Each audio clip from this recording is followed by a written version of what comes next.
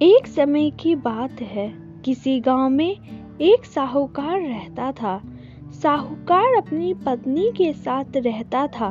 साहूकार की एक बेटी भी थी जो कि बहुत ही सुंदर और कुशल थी। साहूकार की बेटी पढ़ने लिखने में भी बहुत ही अव्वल थी और घर की भी सारी कामकाज जानती थी।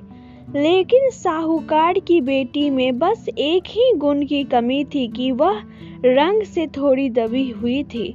साहूकार और उसकी पत्नी को इसी बात की चिंता रहती थी कि अगर कहीं भी हमारी बेटी का शादी विवाह का हम लोग बात करते हैं तो वहाँ पे उसके रंग के कारण वह रिश्ता पक्का नहीं हो पाता है।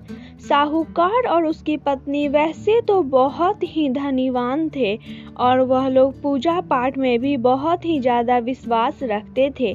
साहूकार ने खुद अपने ही गांव में एक मंदिर बनवा रखा था। वहाँ पे वह रोज पूजा करने के लिए जाया करता था और साथ ही साथ अपनी पत्नी को भी ले जाया करता था। एक दिन साहूकार और उसकी पत्नी बातें कर रहे थे कि हमारी पुत्री का विवाह कैसे होगा। मैं कहीं भी रिश्ता लेकर के जाता हूँ, चाहे उन्हें कितना भी धन देने का कोशिश करता हूँ, लेकिन वह रिश्ता स्वीकार नहीं करते हैं। साहूकार की बेटी यह सारी बातें सुन रही थी। अब उससे रहा नहीं गया, वह रोते रोते मंदिर की ओर चले गई। मंदिर पे पंडित जी बैठे हुए थे। उसने देखा कि एक पुत्री वहां बैठे बैठे रो रही है। तब उन्होंने कहा, हे पुत्री, तुम्हें क्या हुआ है? तब साहूकार की बेटी ने कहा, पंडित जी, मेरे माता पिता बहुत ही ज़्यादा चिंतित रहते हैं। मेरा विवाह योग्य हो गया है, लेकिन मेरा कहीं भी विवाह नहीं हो रहा है। मेरे श्यामलता के कारण मेरा विवाह नहीं हो रहा है।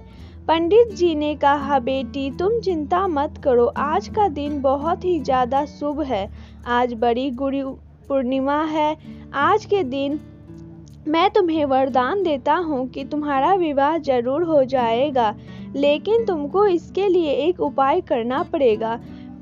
साहूकार की पुत्री ने कहा, पंडित जी, वह उपकार क्या है, वह उपाय क्या है? तब उन्होंने कहा, तुम 7 बृहस्पतिवार व्रत रखो।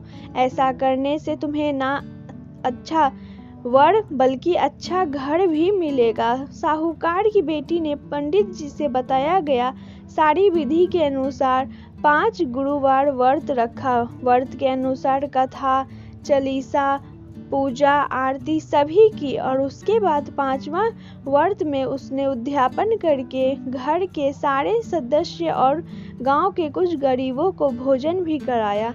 देखते ही देखते उसी दिन साहूकार के घर एक व्यक्ति आया और उसने कहा कि मुझे आपकी पुत्री बहुत ही ज़्यादा पसंद है, मैं अपने पुत्र से उसका विवाह करना चाहता हूँ। फिर क्या था, उसी माह साहूकार की बेटी का शादी हो गया।